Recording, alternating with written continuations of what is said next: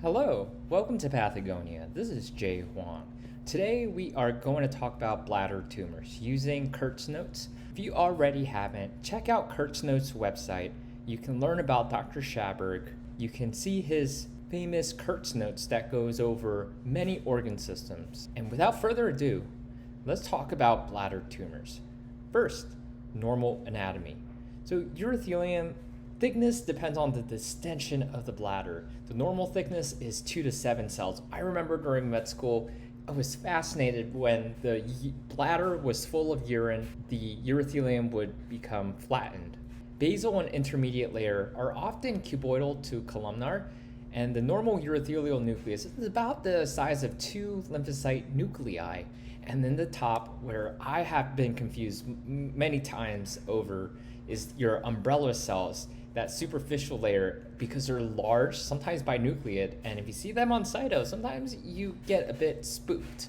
But now you are warned and educated that these are umbrella cells. They have abundant eosinophilic, sometimes vacuolated cytoplasm. And then below the urothelium, you have the lamina propria, and it contains vessels, connective tissue, nerves, and thin, wispy, haphazard, scattered muscularis mucosae. And as with many things, knowing histology will help you determine how pathologic the pathology is, how deep the urothelial carcinoma invades, whether it goes to the lamina propria or through the muscularis propria, aka the detrusor muscle. This is the more organized, thick bundles of muscles. And tumor going past the muscular or through the muscularis propria will warrant a cystectomy. And adventitia is connective tissue outside the muscle, and it's the serosa at the dome.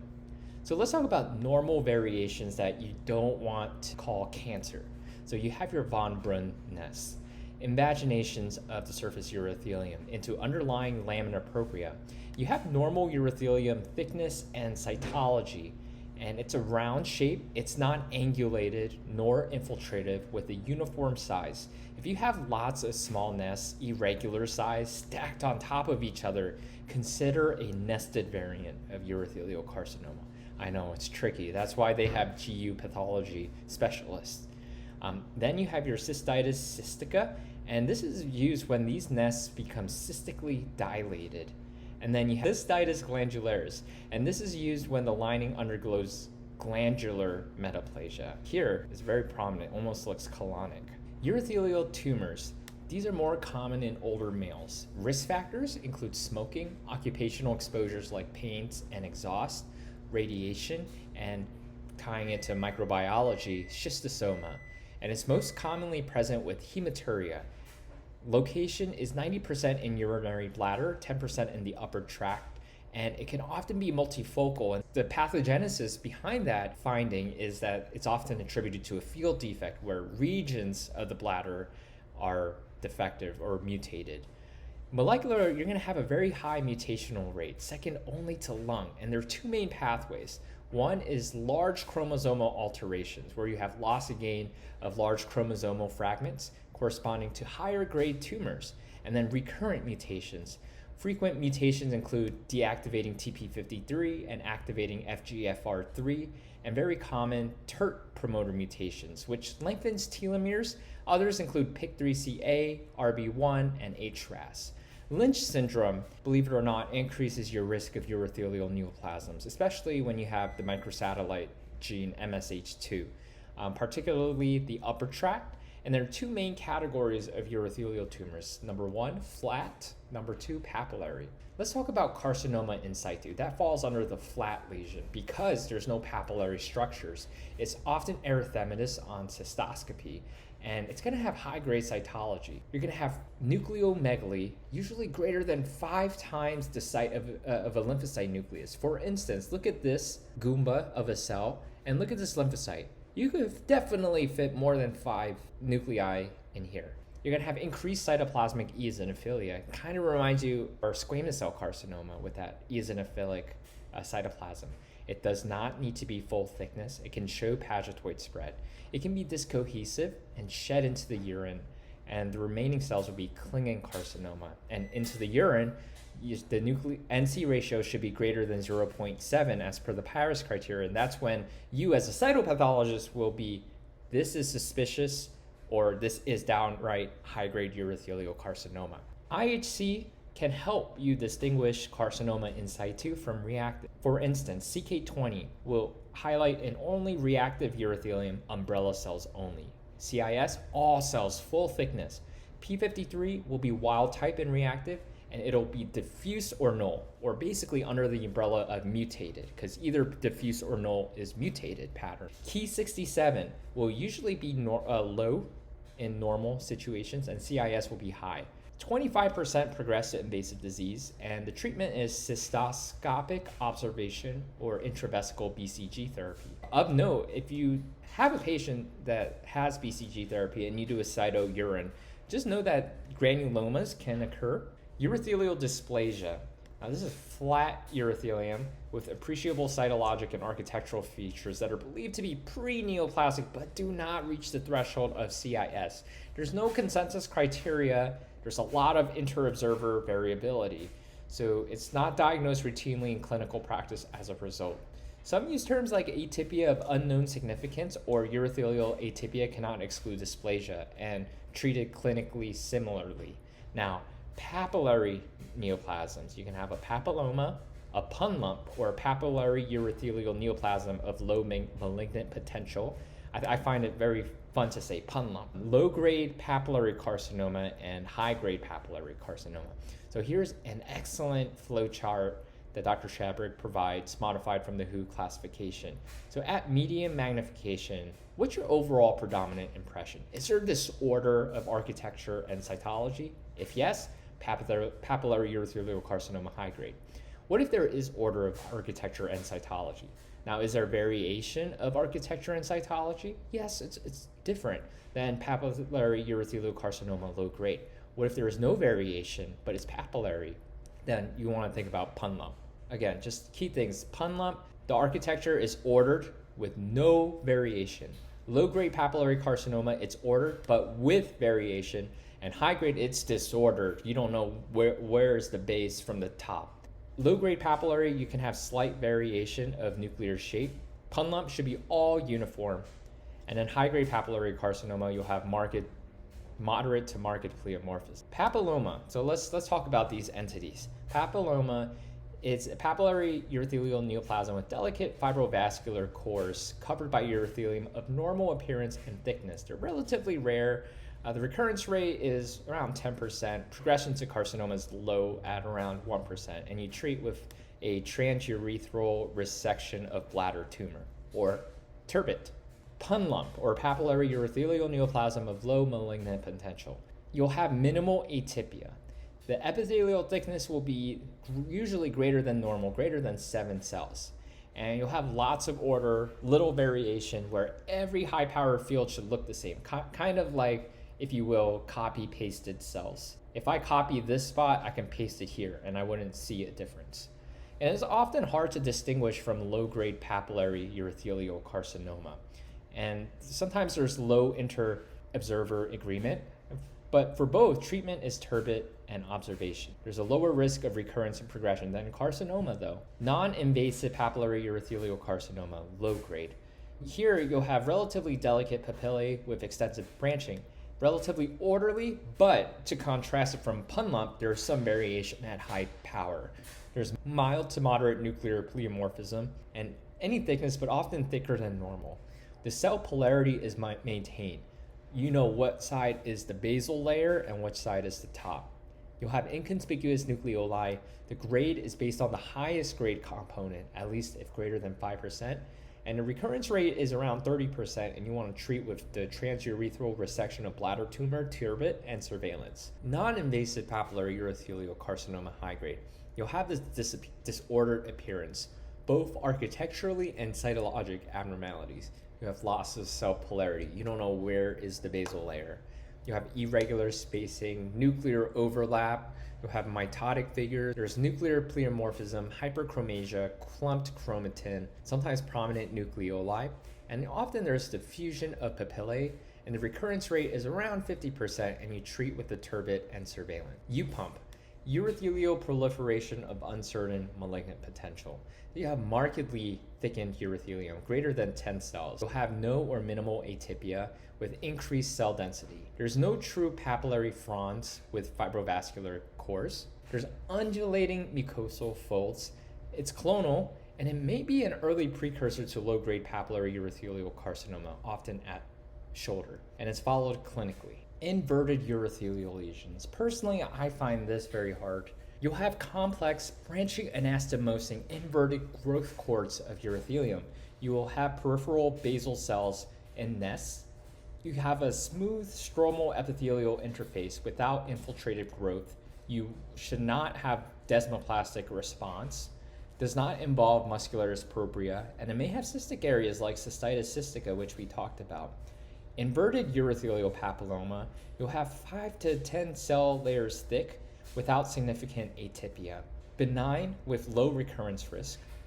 Inverted papillary urothelial carcinoma. This is more than 10 cell layers thick, as you can see here.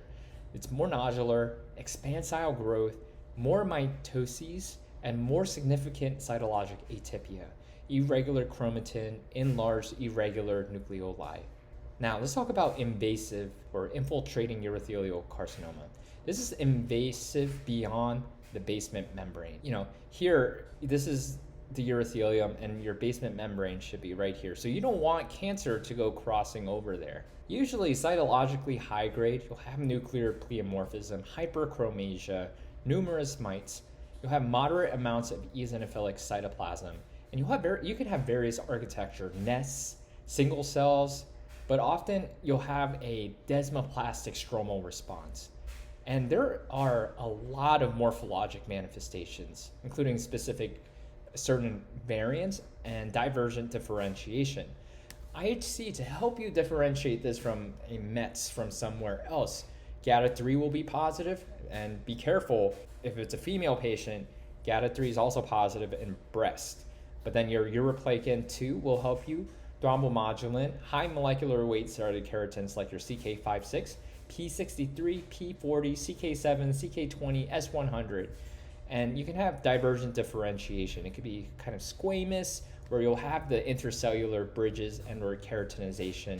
It's very common, up to almost 50% of urothelial cancers. Glandular, where you have presence of gland formation up to 20%, and often has an enteric appearance or GI system appearance and immunophenotype. Trophoblastic, now this fascinates me, where you'll have giant cells resembling your syncytial trophoblasts that you normally see in placenta, and it can even secrete beta HCG. Specific variants include plasmacytoid, where the bland cells resemble plasma cells. You'll have ECAD loss like your lobular breast, or your signet or poorly cohesive / signet ring carcinoma of the stomach. It expresses CD138. It's aggressive, poor prognosis.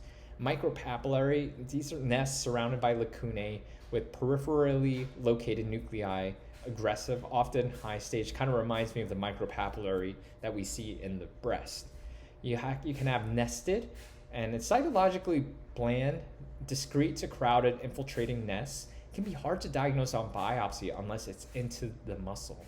You can have lymphoepithelial-like, where it's high-grade syncytial cells with prominent inflammatory infiltrate, EBV negative, and sarcomatoid, where it resembles a sarcoma, possibly including heterologous differentiation, like osteosarcoma, and others. Again, this is why we have a GU diagnosis of lamina propria invasion. It can be challenging. You have to look especially hard in high-grade tumors.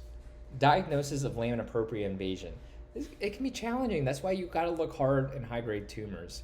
And pattern of invasion, it can be single cell, irregularly shaped, jagged, haphazard nests, finger-like projections, architecturally complex proliferations not conforming to normal papillary neoplasms. You can have paradoxical maturation, kind of like your squamous cell carcinoma, where the invading cells have more abundant cytoplasm and more pleomorphism. Stromal response, you'll look for that desmoplastic stroma, retraction artifact, which you see not only in cytopathology, but in this case too, inflamed stroma, myxoid stroma, and potential pitfalls, tangential sectioning of your von Brunn's nest And you want to look closely for smooth, round, regular contours of these cells that look like the surface, and you'll favor non-invasive benign. And thermal injury, like cautery effect, don't overinterpret burned tissue because it can kind of look jagged. You want to give it more degree of skepticism. Muscularis propria invasion, as mentioned before, a big decision clinically where you can help as the pathologist if the stage is greater than or equal to 2, which means it invades into the muscularis propria, then you often proceed with definitive therapy, chemo, then cystectomy. If T stage is less than 2, then it's often conservative treatment with turbid. For muscularis propria invasion, which is very important thus to note, you want to look for those thick, organized, smooth muscle bundles. The thin, wispy muscles with associated vessels favors muscularis mucosae. And some use smoothelin, and that stays stronger in muscularis propria, and vimentin is stronger in muscularis mucosae. And IHC to distinguish the two, but this can be problematic and is not recommended routinely. Other epithelial tumors. If you're already with me, you're still watching this, we got this. We're almost there. So let's do this. Squamous cell carcinoma. Pure squamous cell carcinoma has no urothelial component. Otherwise, it's urothelial invasive carcinoma with squamous differentiation, which is more common. This is uncommon in the US, but predominates in some parts of Africa and Middle East because of the prevalence of schistosoma hematobium or hematopium, because the eggs, the horns are on the top of the eggs. Other risk factors include smoking, occupational, chronic UTIs.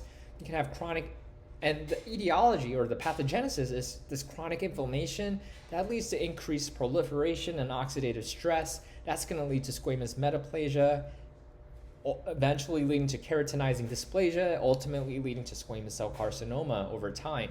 And you want to look for those keratin pearls and intercellular bridges. There should be no urothelial CIS or traditional urothelial component.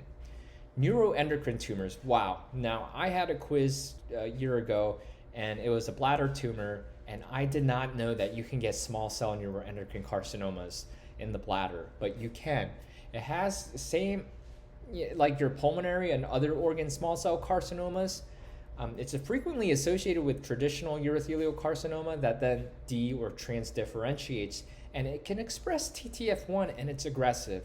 Large cell neuroendocrine carcinoma is very rare, aggressive. Usually they have more cytoplasm. They have coarse salt and pepper, like Himalayan salt and pepper. And it has a high NC ratio. And then well differentiated neuroendocrine tumors resembles those of the GI tract, often have prominent pseudoglandular pattern resembling cystitis cystica / glandularis, and often mucosal and excellent prognosis. Nephrogenic adenoma. Don't confuse it like me with metanephric adenoma, which is in the kidney, and it's WT1. You can have adult males with polycythemia vera is the clinical vignette. But this is a completely different thing, nephrogenic adenoma, although they're both in the GU tract. So this is benign, often in the setting of prior urothelial injury. And there's histologic spectrum, tubules lined by cuboidal to columnar cells, papillary structures. Fibromyxoid variant has spindle cells surrounded by fibromyxoid stroma. The cells can be hobnailed and often thick basement membrane without significant nuclear atypia. Histogenesis is a little controversial, but it's possibly derived from shed renal tubule cells, and you can stain with Pax8 by IHC. Villus adenoma. Now, I was fascinated when I learned about this entity. It's histologically identical to colonic adenomas. You'll have the pencilate hyperchromatic nuclei. You can have papillary architecture. It's rare, but it can progress to adenocarcinoma, which is purely glandular malignant tumor as opposed to a urothelial carcinoma with glandular differentiation. And it can be hard to distinguish from a GI metastasis. Beta-catenin will be strong nuclear reactivity in most common in colon cancers, but not in bladder adenocarcinomas. And other markers like CDX2 can be positive in both. Remember, beta-catenin usually expresses the membrane, sometimes the cytoplasm, but nuclear that's your abnormal staining. Urachal carcinoma. This combines PEDS and embryology with GU. So it arises from the urachal remnants. Often adenocarcinomas arise from it. frequently intestinal type and or mucinous appearing. And the criteria is 1, location is in the bladder dome or anterior wall, midline. 2, the epicenter in bladder wall, not mucosa. 3, absence of widespread cystitis cystica near tumor.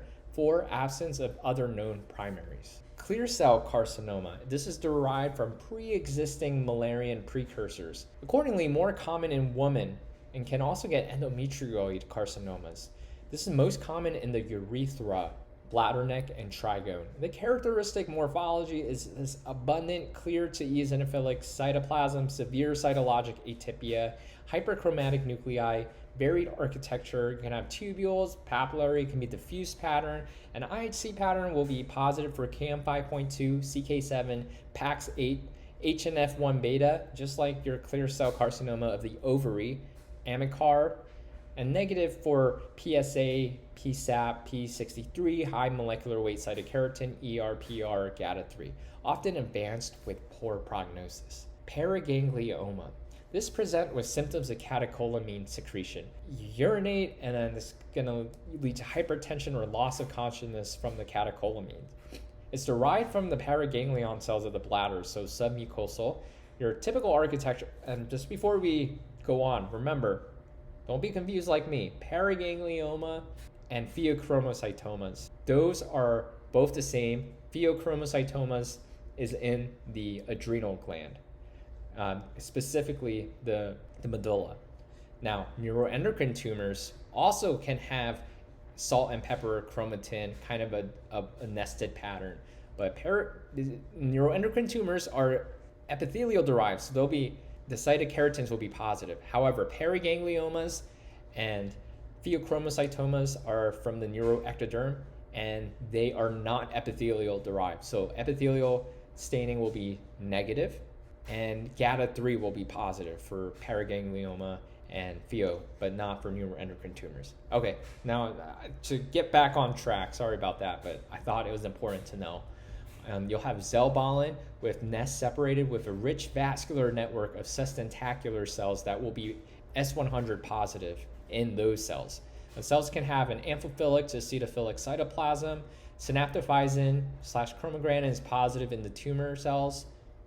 Again, cytokeratins are negative, but GATA3 is positive. And germline SDH mutations can be present in some cases. So you want to think about your Carney-Stratakis syndrome with familial gist. Rest in peace, Dr. Carney. I think he recently passed away this year. You often benign behavior in low stage, but can metastasize. Polypoid cystitis. This is benign. It's a reaction to any inflammatory insult. It's most commonly an indwelling catheter. You'll have submucosal edema, as you can see here, fibrosis, and inflammation. It'll look like a broad bulbous projection, kind of like a wart from low power, covered with reactive urothelium. You should have no epithelial branching, nor epithelial thickening, nor atypia or delicate cores, like in your papillary neoplasm. Mesenchymal lesions, we're almost there, all right? We're almost there. Home stretch. Inflammatory myofibroblastic tumor. This is fibroblastic or myofibroblastic in origin, most common in children and young adults. You'll have loose stellate to spindled cells and a myxoid background. But that kind of reminds you of nodular fasciitis, right? Well, you'll have these admixed inflammatory cells. There should be mild amounts of collagen, infiltrated often into muscle. Mitosis is possible, but there should be no atypical ones, and you'll have this delicate vascular network without significant hyperchromasia. It'll be positive for SMA, sometimes aberrant CK. ALK positive is 60%, FISH or IHC. Now, my bone and soft tissue attending told me, even if ALK is negative, if it looks like an inflammatory myofibroblastic tumor, there's a 40% chance that it is. It may recur, but they very rarely metastasize and usually treated with turbid or a partial cystectomy. This is neoplastic, it's clonal, and then your myofibroblastic proliferation that's reactive is after instrumentation. Pseudosarcomatous myofibroblastic proliferation, aka inflammatory pseudotumor or postoperative spindle cell nodule, can get what are thought to be reactive spindle cell lesions after instrumentation. A little controversial, but if this is if this is the same entity as your inflammatory myofibroblastic tumor. It has an identical appearance, kind of nodular fasciitis-like with inflammatory cells and myxoid background, and identical IHC in many cases. Some people use a single combined diagnosis, saying this could be an inflammatory myofibroblastic tumor / pseudosarcomatous myofibroblastic proliferation. Leiomyosarcoma. This is the malignant smooth muscle tumor. Most common urinary bladder sarcoma. It's infiltrative. You'll have intersecting fascicles, your school of fish gone awry, gone wild. Eosinophilic spindle cells with the cigar-shaped nuclei, cytologic atypia, high cellularity, mitotic activity, tumor necrosis, and to help you differentiate that it is, or to help you determine it's from smooth muscle, SMA will be positive, Desmond will be positive, H-cal-Desmond will be positive, calponin will be positive. Poor prognosis. Rhabdomyosarcoma. This is a malignant tumor with skeletal muscle differentiation, often children, and often the most common subtype, which is the embryonal subtype. It's composed of primitive spindle to rhabdoid cells and a myxoid background. You'll have numerous rhabdomyoblasts and or strap cells, and you can see the cross striations sometimes. The botryoid type forms multiple grape-like polypoid projections with characteristic cellular cambium layer below the mucosa. It'll be positive for Desmond, MyoD1, myogenin, and sometimes patchy CK or neuroendocrine markers. And this is how you differentiate a rhabdomyosarcoma from a leiomyosarcoma, in addition to histology, this positivity for not only Desmond, because both can be positive, but MyoD1 and myogenin. It's very rare in adults, and more commonly sarcomatoid urothelial carcinoma with heterologous differentiation is more common. Other mesenchymal tumors include your picomas, which your HMB45 and SMA will be positive. Angiosarcoma, look for a lot of vessels, a lot of blood, atypical endothelial cells. Solitary fibrous tumor, look for your staghorn vessels. Leiomyoma, your cigar-shaped nuclei without significant atypia. Hemangioma, granular cell tumor, PAS, CD68, S100, I believe, positive. Neurofibroma, look for your shredded carrots or your diving dolphins. And IHCs for spindle cell lesions of the bladder. Recommended first panel are ALK1 for inflammatory myofibroblastic tumor, SMA for leiomyoma or leiomyosarcoma, Desmond also for the same reasons, cytokeratin, GATA3, P63 with a high molecular weight cytokeratin, with the second panel with myogenin if you're concerned for like a embryonal rhabdomyosarcoma. So because leiomyosarcomas and rhabdomyosarcomas are muscle derived, that's why it won't be cytokeratin positive. For inflammatory myofibroblastic tumor versus sarcomatoid carcinoma, high molecular cytokeratins will be positive. GATA3 can be positive. I like to just do a recap, so let's do a rapid recap. Bladder tumors, normal anatomy, urothelium, look for your umbrella cells. On cytology, they can look a little bit funky, big, binukes. Lamina propria will be thin, wispy with some connective tissue. Muscularis propria will be thick, organized bundles of muscle. Adventitia. Normal variation, you can have von Brunn nets, cystitis cystica, when these nests become cystically dilated. If they become glandular-like, cystitis glandularis. Urothelial tumors, look for your flat or papillary. So if it's flat, some entities include carcinoma in situ, high-grade cytology, greater than 5 times the lymphocyte nucleus. Some things that can help you is CK20, full thickness for CIS, P53, diffuse or null, Ki67 high. Urothelial dysplasia, this is not routinely diagnosed in clinical practice because there's tremendous inter-observer variability, but it doesn't reach the threshold of CIS. Papillary neoplasms, so you can have your papilloma, delicate fibrovascular cores with normal appearance and thickness of the urothelium. PUNLMP, epithelial thickness, usually greater than 7 cells, lots of order, little variation. Every high power should look the same, kind of like your copy and paste. Non-invasive papillary urothelial carcinoma, low grade, relatively orderly, but with some variation at high power. Mild to moderate nuclear pleomorphism, often thicker than normal. Cell papillarity is maintained. And if you're confused about PUNLMP and non-invasive low-grade papillary urothelial carcinoma, you're not the only ones, and there can be inter-observer variability, but fortunately, treatment is the same, turbid and observation. But non-invasive papillary urothelial carcinoma high grade has this disordered appearance, loss of cell polarity, nuclear pleomorphism. You can have a lot of mites, often fusion of the papillae.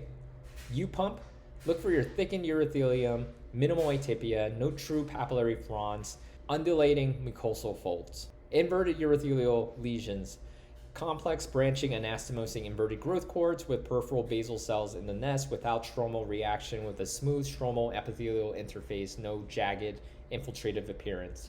Inverted urothelial papilloma, 5 to 10 cell layers thick, no significant atypia, benign with low recurrence risk. Inverted papillary urothelial carcinoma, more than 10 cell layers thick, more nodular expansile growth, more mites, more significant cytologic atypia. Invasive urothelial carcinoma, it's invasive when it goes beyond the basement membrane. Usually cytologically high grade, various architectures can have a desmoplastic stromal response, GATA3 positive, uroplakin 2 positive, high molecular weight cytokeratin positive. Can be squamous, differentiation, glandular, trophoblastic. You can have specific plasmacytoid, micropapillary, nested, lymphoepithelial-like, sarcomatoid subtypes. You want to know if the tumor invades into Muscularis propria, then that'll be stage 2 or greater, and that will lead to definitive chemo and cystectomy or definitive therapy. Squamous cell carcinoma, should be pure, shouldn't have any urothelial carcinoma component associated with schistosoma hematobium. Neuroendocrine tumors, you can get small cell, large cell, well differentiated neuroendocrine tumors. Nephrogenic adenoma, these are benign, often in the setting of prior urothelial injury, will be PAX8 positive, can be tubules, papillary, fibromyxoid architecture, can be hobnailed as well. This adenoma, kind of your tubular adenoma of the colon, it's rare, but it can progress to pure adenocarcinoma. It's purely glandular, shouldn't be a urothelial counterpart. To help you differentiate from metastatic GI cancer or colorectal cancer, beta-catenin will be strong nuclear positivity in most colon cancers, but not in bladder adenocarcinomas. CDX2 will be positive in both. Urachal carcinoma arises from urachal remnants. Clear cell carcinoma derived from pre-existing Müllerian precursors, most common in urethra, abundant clear eosinophilic cytoplasm, severe cytologic atypia, CK7, PAX8, HNF1 beta, Amicar positive. Paraganglioma, Zellballen architecture, S100 says positive sustentacular cells, GATA3 will be positive. Consider a germline SDH mutation testing. Polypoid cystitis, reaction to any inflammatory insult, you'll have submucosal edema, fibrosis, and inflammation. You shouldn't have these delicate cores like in your otherwise you want to think about your papillary neoplasms.